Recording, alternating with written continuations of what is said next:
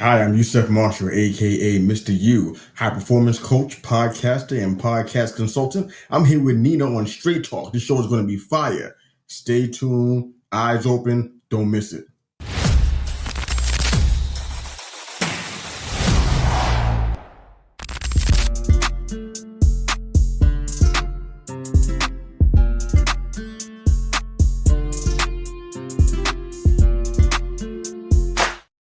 What's up, y'all? This is Nina Perez, and this is Straight Talk, no sugar added. So, if you look on the side here, you're going to see a guest I have here today. His name is Yousef. I was on the podcast. Let me tell you, amazing. Okay. Now, he is a powerful voice in leadership and faith and transformation. He is an ordained minister, best selling author of The Heart of the Stepfather, and the host of the top ranking podcast called They Called Me Mr. U.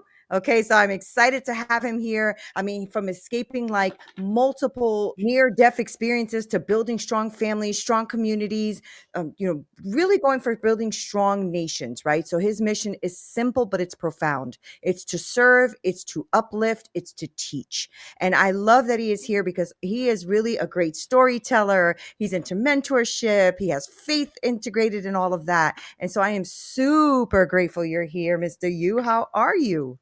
I'm doing awesome. After the introduction, I should be really, really, really high right now. I'm great. Thanks for having me here. I'm excited about this. And good to Me see you again, buddy. too. I am excited too. It sucks that we're having so many technical issues, but I'm really glad you're here. You know, I respect the kind of work that you do. I respect your story and everything you've been through because I mean, I wanted to start off with like really letting my audience know who you are, right? Because you survived near death experiences. And I was reading in your bio that you call them conversation stories, right? And so I'm like, okay, so you almost died, but then you called it a conversation. So we got to know who you are. Okay. So who are you? Tell us who you are. Yeah. I guess I call them conversion stories Conversions. Okay. I thought only it said because conversations. Okay. the conversations come out of them, that's for sure. That conversion story I get just because I changed so much after that and through that. Mm-hmm. And I see a lot of folks that go through a lot of stuff and they don't change. Yeah. I don't know how that's possible, but I call them conversion stories not to be cute, but it's just that it's a part of the transformation. Yeah. I got changed through it. I think it's to a larger point. If you go through adversity and we don't change, I know. something's missing. How do you go through Something's wilderness wrong. situation Yeah. for Yeah. 40 years and you come out the same? How's that possible? That is So so true. I don't understand that either. And I have seen that where somebody has or they've changed but for the worse, like they take that experience and make it a woe is me victim type of thing too, right? So it can go both ways, right? So do you mind like telling us a little bit about what happened? Like how does somebody have a near death experience? Was it like was it an illness thing? Was it what happened? the majority of them were just random, like uh, car accidents, just things that were like told I was go on the way to do something really really good for somebody, and then Mm-hmm. out of the blue something crazy would happen. The one that's the most, I guess, the story that people want to talk about the most on the podcast. I was involved in this. I guess I call it a cult because that's kind of what I felt like it was, even though it's a organized and popular Islamic religion. I Mm-hmm. call it a cult because of what I experienced and what I saw Right. in my uh, exodus from that life. I was kind of in the middle of it and getting ready to come back to a more solid place in my faith. I was the victim of an armed robbery, Mm. and one of the guys, and because of where I lived at the time geographically, we were the Islamic community was known for rolling together, and they really rolled deep. So people were kind of afraid to mess with one because you mess with one, you mess with all. All of them. So the guy that robbed me, perhaps he caught a wind of that reputation. It's not hard to find; it was everywhere where I came from. But he had a gun pointed to my face, about 3 inches away from my face, with his finger on the trigger. Who does that? Right. Anybody who has a gun understand if you're going to put your finger on the trigger, you intend to shoot it. Right. Yeah. So I'm like, are you going to shoot it? So He had his finger on the trigger and his hand was shaking violently, about 3 inches, probably about 3 or 4 inches from my face. And I was only about 15 steps or so from my mother's house where I was living at the time. Mm. And I'm like, am I really going to grow out like this? Is this really how this is going to happen? I was saying to myself, almost laughing at myself, like, am I really? Like, he got the gun in my face. I'm like, is this really what's going to happen? Right. This might be going to end. And it just gave me a lot of perspective. It was a big conversion story because after I walked away from that, which I did, I was able to take a moment, take a breath after all the adrenaline started to wear off. And I'm like, okay, I almost got killed today. Wow. So, Yeah. and then, I did what people do in the movies, listen to the sky and say, God, if you're real, I need you to show up. Show up for me, not for my mom, like you did with her, or my grandmother with her. Show up for me. Right. And it took a little while for that prayer to get answered, but he did that. And that's why I say it's a conversion story, because my life changed from that incident. Yeah. I think the reminder was, and people get these kind of opportunities, I call them that, all the time. We don't always take them. I saw that as, you know what? Not that you're a bad person, but you're in a bad place. And you can turn around and it could be a permanent decision rather than a temporary one. Mm-hmm, I took that to mean, you know what? This is grace. This is the opportunity that you had that it could have went a whole different way. Right. So right here by my mother's house where quote unquote safety is, I was that close to it and almost couldn't get there. So I'm like, you know what? It's time for me to reassess, make some changes. So I began to start scrapping things out of my life, people out of my life, things that were toxic, things that were bad for me. Yeah. Kind of turning back to the things that were solid, that grounded and rooted me for all the years coming up as a kid. So it was a conversion story, but also a serious life lesson, and one of many situations where I was pretty close to being up out of here, but I'm still here. Was mom in the Muslim religion as well, or was not? I think she was more of an admirer. okay. But no, she wasn't. She was. I mean, there's a lot to admire, to be honest about it. I mean, the community, the brotherhood, Yeah, the exterior view of togetherness. That's how it looks on the outside, anyways.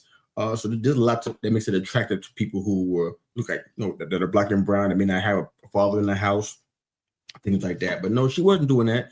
She grew up as a staunch Episcopalian. That was her life. okay. But for me, it was just. Religion didn't do it for me, and maybe because of where I lived, maybe because of where I grew up geographically, religion it wasn't strong.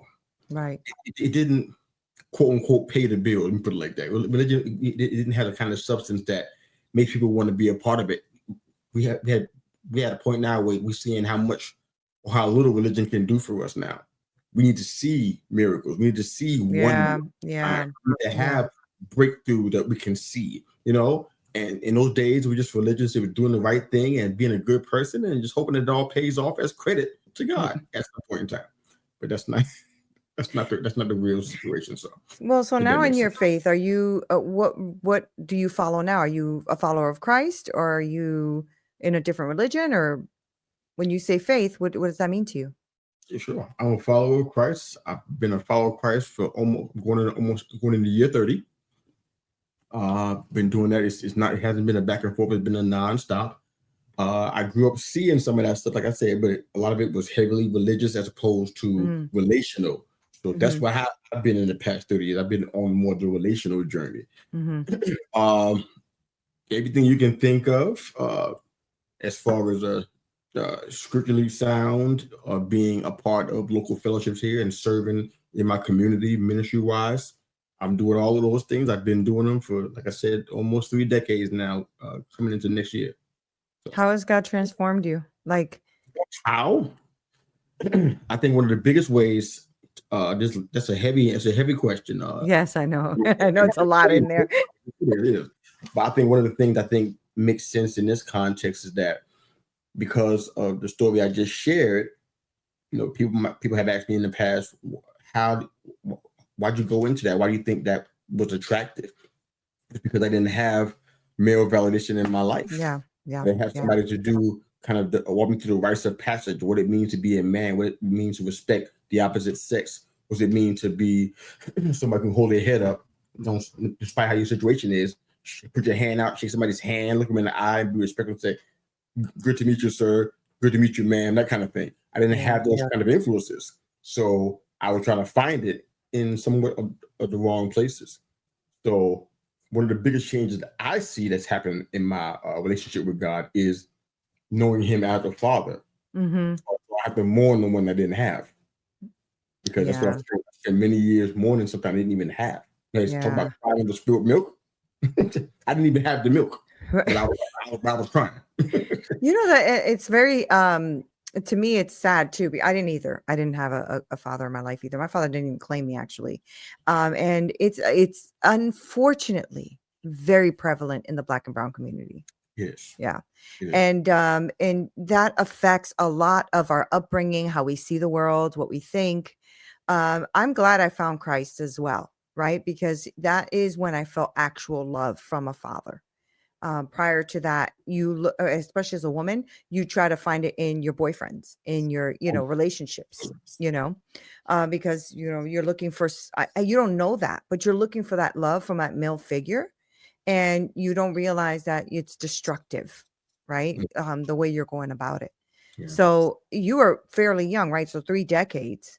And you even like been doing other things though, like because I was reading how in your podcast when we were talking about you being a voice for leadership, a voice for faith, a voice for transformation, and then you also wrote a book, right? The Heart of a Stepfather.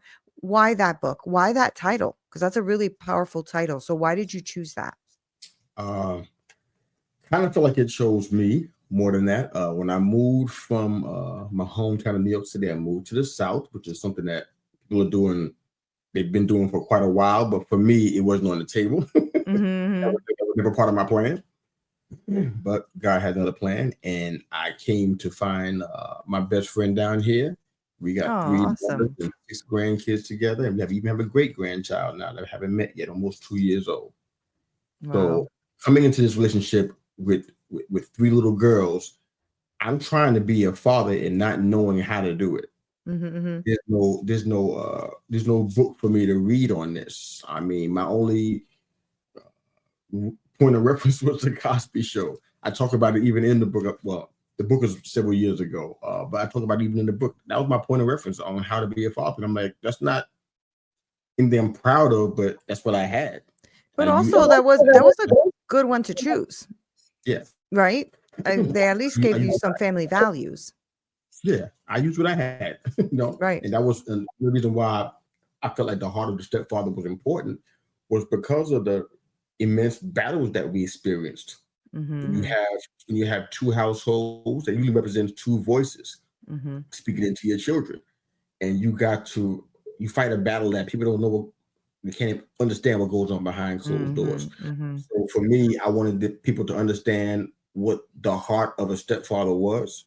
We're not a replacement for an original. We're not a half or a fragmented part of something that's whole. We are whole people. We are people who have obligation and responsibility, and we have integrity. And we do this because we love the people involved. It has nothing to do with anything else. And I really wanted to make sure, and the whole book, all 194 pages, was all about that. I wanted people to understand, you know what, how it was depicted on television. Even had a horror movie called The Stepfather back in that day. I even referenced that in the book. I'm like, what a horrible imagery to use. Stepfather got it bad enough as it is. Now he could be a serial killer too. Seriously. So it was hard. It was hard for us. And I heard a lot of the people who dealt with it. And I didn't write the book for my daughters, honestly. I voted for people who were step parents. That feel like they were all by themselves. There wasn't a group for them. I don't know about a stepfather's or step parent social club. I never heard of it. Right. So it was like I just kind of felt like we were all on our own.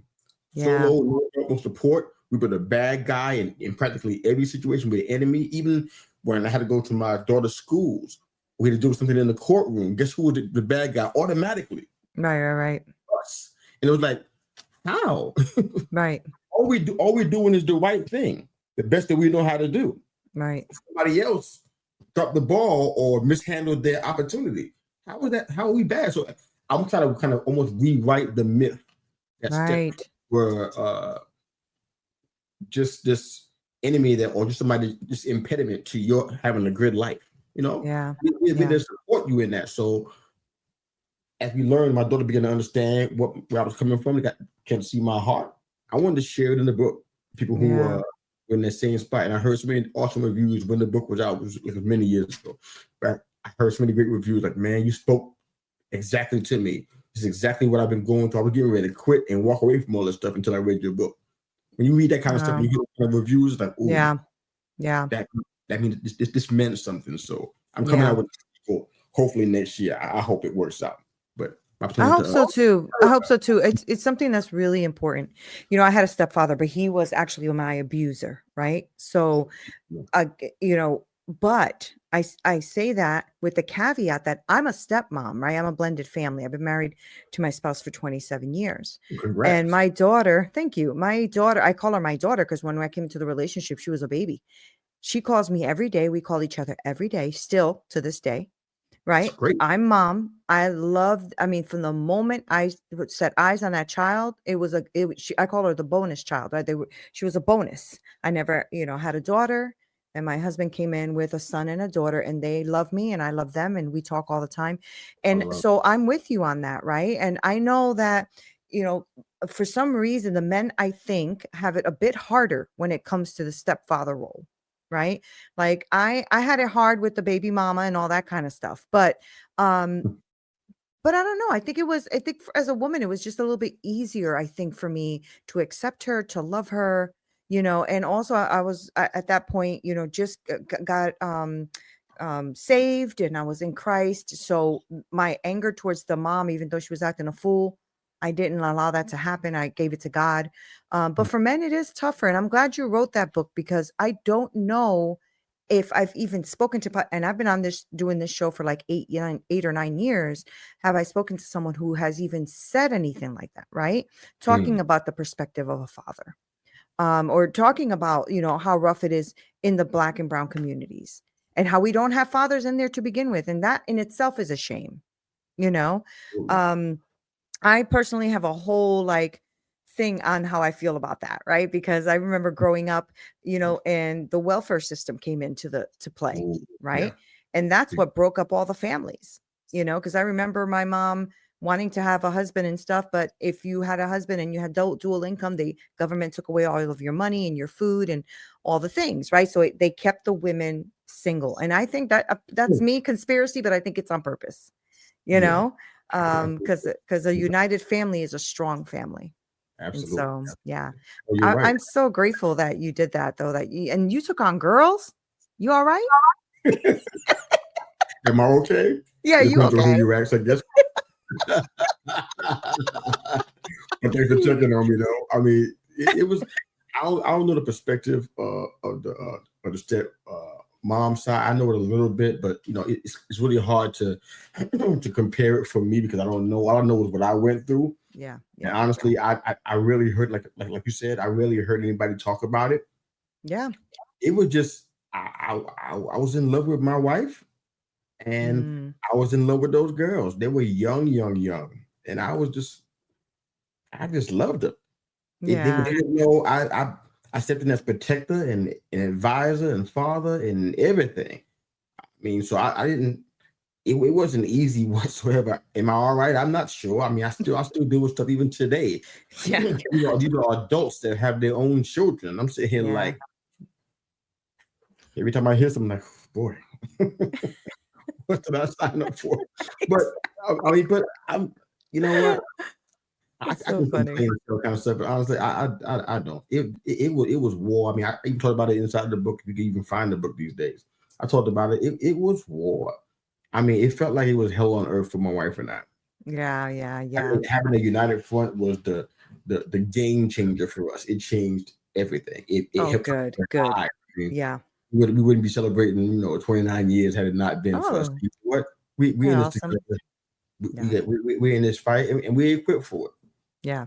And on That's top. awesome. The most important part of the fight is that we already know in advance we're going to win it. Amen. Amen So to that. And that's really true, right? Like a united front is so important, right? And I know that as I was reading your bio, and because I follow you, like your podcast and things like that, you often talk about, strong families, right? And building strong communities and all that. So I really want to ask this question. So in today's culture, what did, because I know that right now you're like leading and you're coaching and you're doing all these things, but in today's culture, what do you believe is what's missing? How do we nurture both, a strong family and build strong communities? How do we do that? Hmm. Well, some people in the religious community would tell you, you need to read your Bible. The Bible says, okay, that's fine. But those, without the relationship component, without the intimate interaction, if you will, Mm-hmm. they're just words like any other book. They have to come alive for you. Yeah. For me, I think one of the things that I did with the most in coaching, and it's not because I tried to do that or it was my quote unquote niche. It's not that whatsoever. I've been coaching in some way, shape, or form for about 26 years now. I spent most of my time doing personal and business life coaching, but a lot of the personal life Mm-hmm. coaching was people who were struggling in their walk with Christ. Mm-hmm. People up and down the East Coast were clients of mine.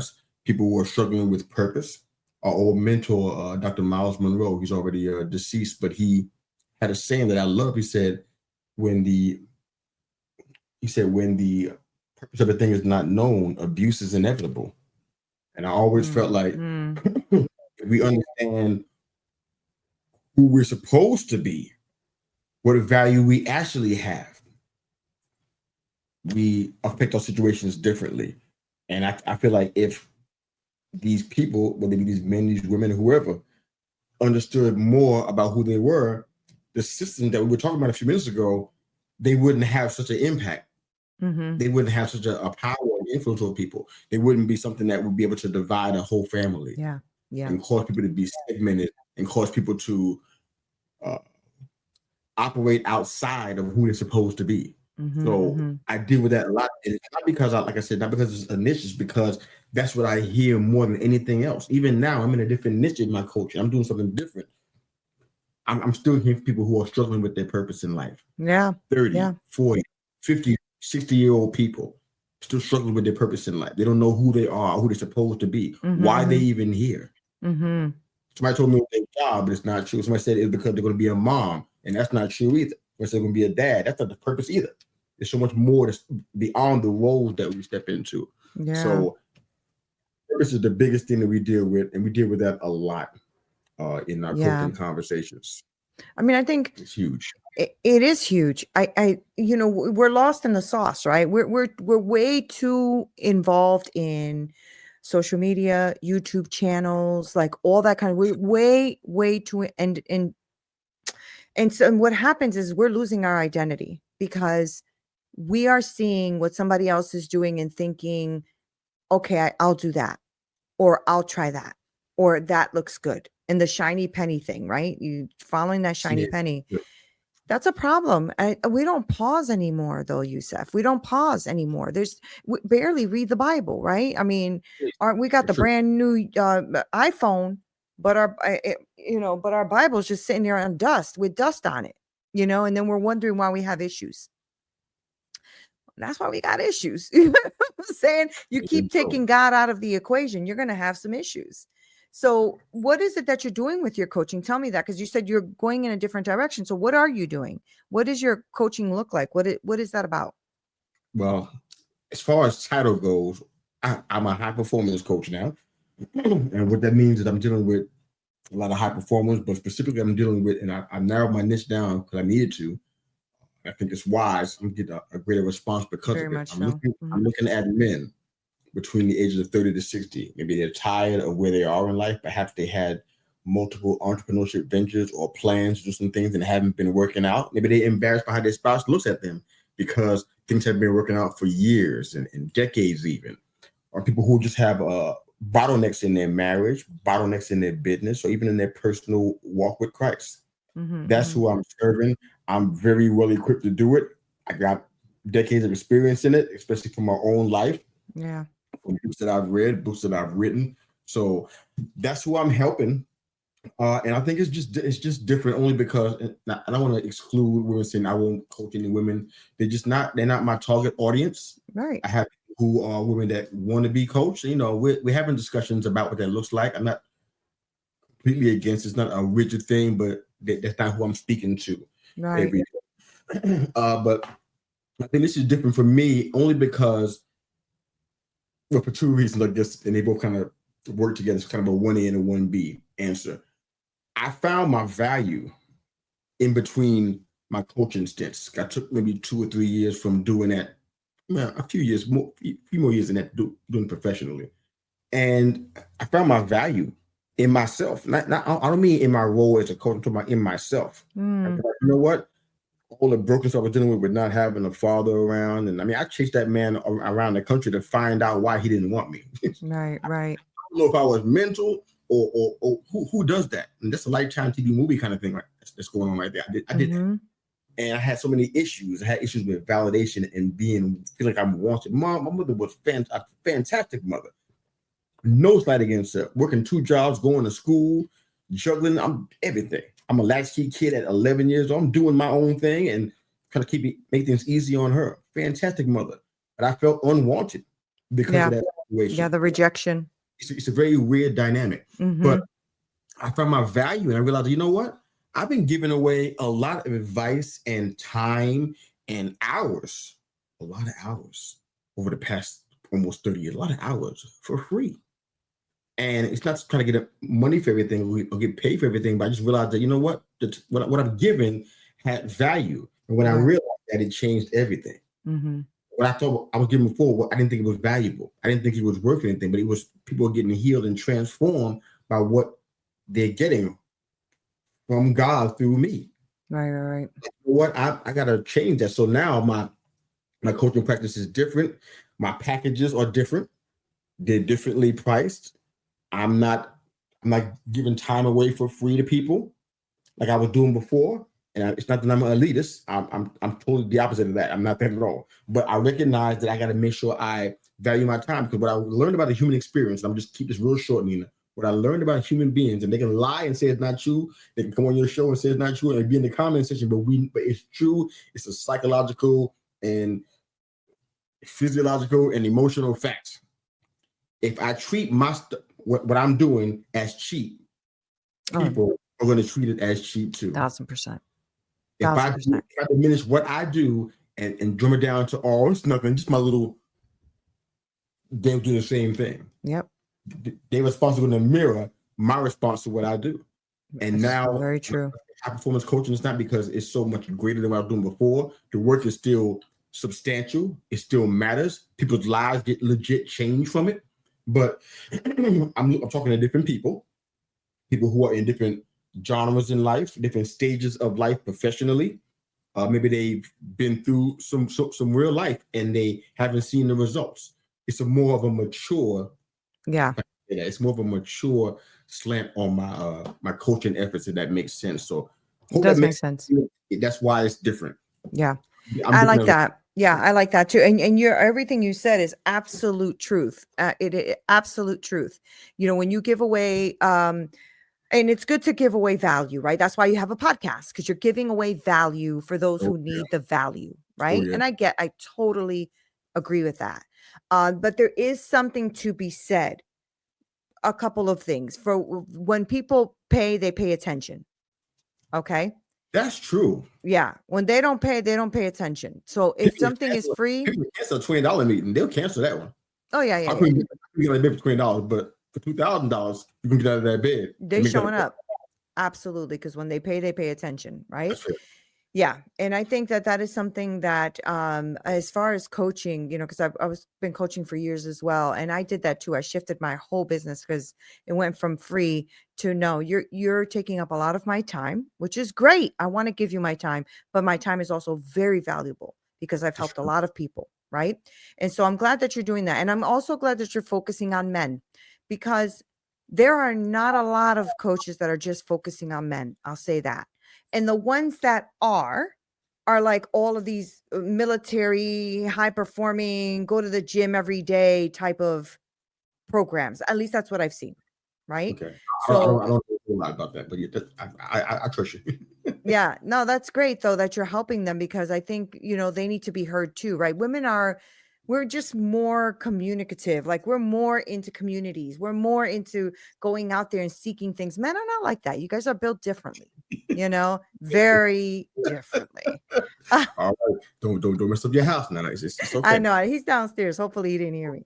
But for all the men that are listening to you, because I know there are men listen to this show. So for all the men and the fathers that are listening that really feel unseen, unprepared, maybe they feel broken, right? What would you say to them about, you know, redemption or rebuilding? What would you say to that high performing man right now who's listening and just he doesn't know if he can right now? Like he can make it. What do you say? Wow, that's a powerful one. It's only because I feel like I was in that spot so many times, and I Right. wish I had somebody just to say, you know what, other people are dealing with the same thing.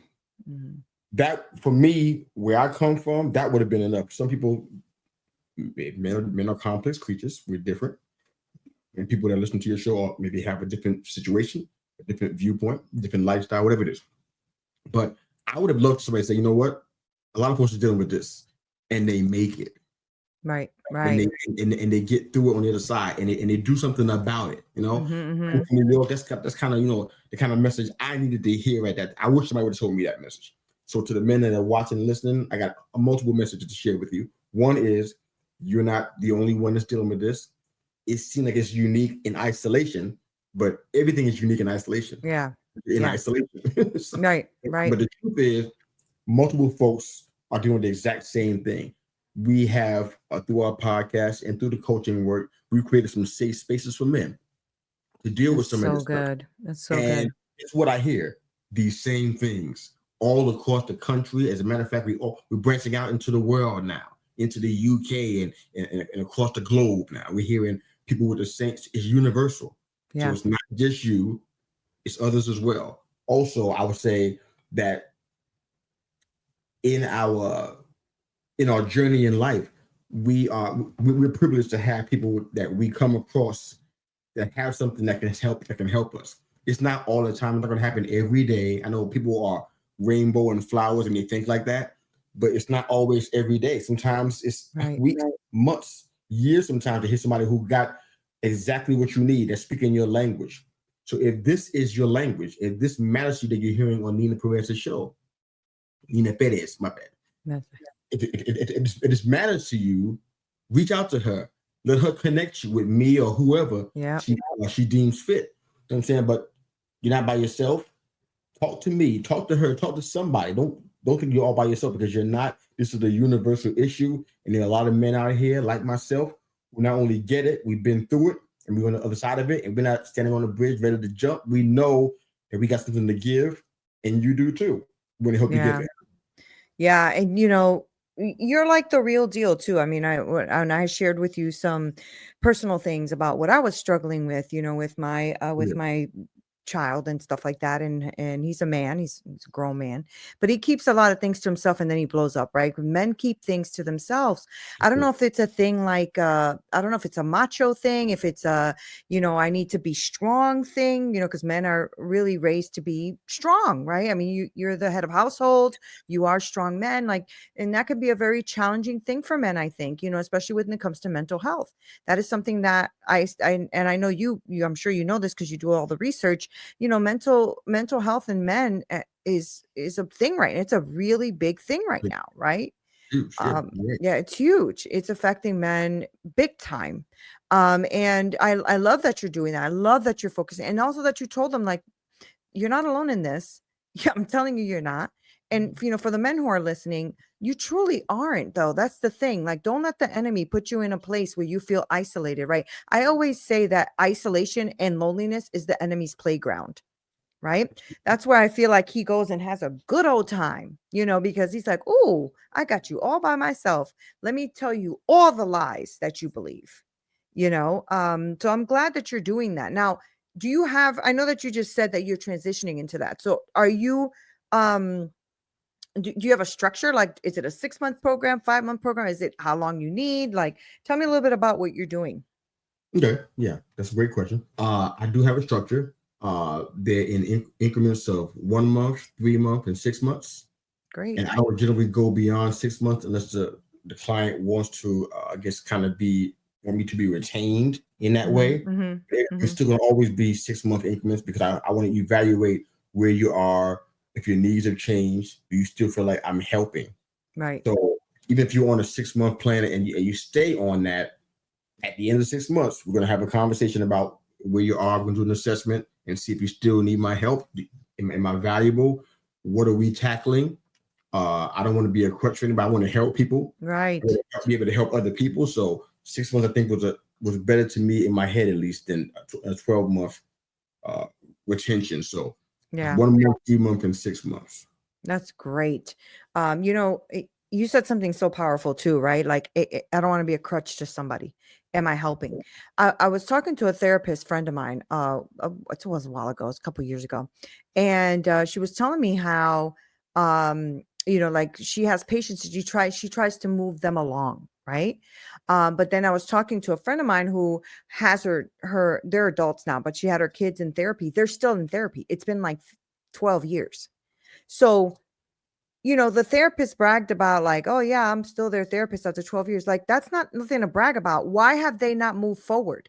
How are they still with you in 12 years dealing with the same thing, right? And I know it could be a money grab for something like that, right?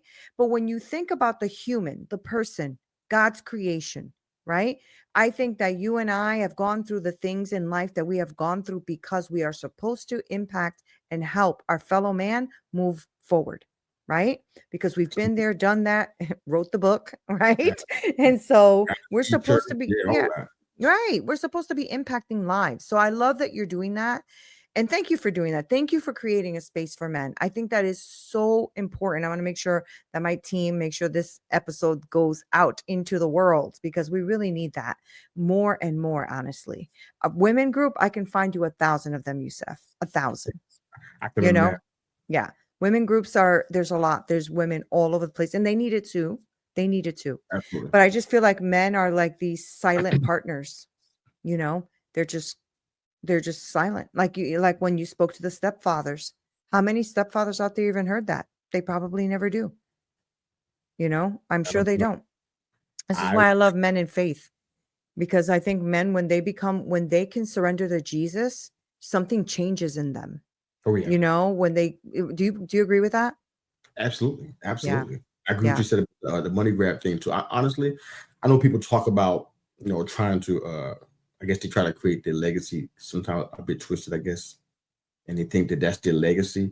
Yeah, I got to be able to sleep at night, and this is just a me thing. This is just Mister Yes. You talking. Same. I'm not Same. speaking for anybody. I'm not speaking for any coaches that are men. This is just Mister You talking about me. Right. I got to be able to sleep at night. Yeah. If I feel like I got over on somebody, I'm not doing well. I need to No, get it. same. Go to Yeah. the local grocery store, and the person that give me my change back to give me the right change. I'm dealing with that. Mhm. I'm going back the next I'm day. the And same way. People used to laugh at me for that. okay, this is how much you charge. This is how much you gave me back, but it was too much money. This is Uh-huh. what I've I'm done the that same. before. That's so funny. They I want do the money that. back. I do that. My husband, they laugh at me. They're like, "Really, mom?" No, I'm it's like, not. "Uh-uh, uh-uh. No, I am no, not no, I no, am no, no. not going to squash my blessing because I want to Exactly. be a thief on this side. That ain't gonna happen. I ain't got Exactly. time." That's why Yeah. in my coaching, if I ask a lot of questions, not Mhm. only in the beginning, not only at the end of our term together, but even in the middle, in between intersessions. The Right. sessions are long because I'm asking so many questions. Right. It ain't because the person is talking that much, because I'm asking a lot of questions because I'm an assessor. I have to know, Right, what are right, we right. doing? Is this Right. time well spent? Is this helping you? Is this helping me? Are we getting somewhere? Do you see some improvements? I'm Right. not going to get over anybody. So that's the one thing. I totally agree with that one. I'm with you 100% on that one, for sure. Yeah. Yeah. Yeah. Thank you so much for hanging out with me. I know I took you over time and then we had all these technical I'm issues. good. I'm having fun. I'm really I'm good. having fun. But thank you for being here and thank you for creating the space that you do. And I really can't thank you enough for having just a real, authentic, down to earth conversation about real things that people are going through in life. And I'm grateful that God called you into the kingdom and didn't just leave you out there on your own doing your thing. But thank you for doing what you do, Mr. You. I'm appreciative. Well, Thank you. thank you. I'm glad to have you in my life. Thank you. Guys, thank you for hanging out with me and Yousef. I enjoy what he puts out in the world. So I want to make sure that you have all the information. I'm going to get all the links and all that great stuff. I'm going to link them all below so that you don't miss a thing. Now, make sure if you're a man who's listening to this show, and I know that some of you do because you're nice enough to comment and email and do all the things, I'm going to make sure that you have all that information, because if there's a time in a place, there's something that you're going through where you're feeling isolated, alone, and you know that you need some high performance in your life for you to move forward, I think I found the guy for you. So I'm going to make sure to list that down there. Please go ahead and contact him. I love you guys so much. This is Neena Perez, straight talk, no sugar added. Until next time.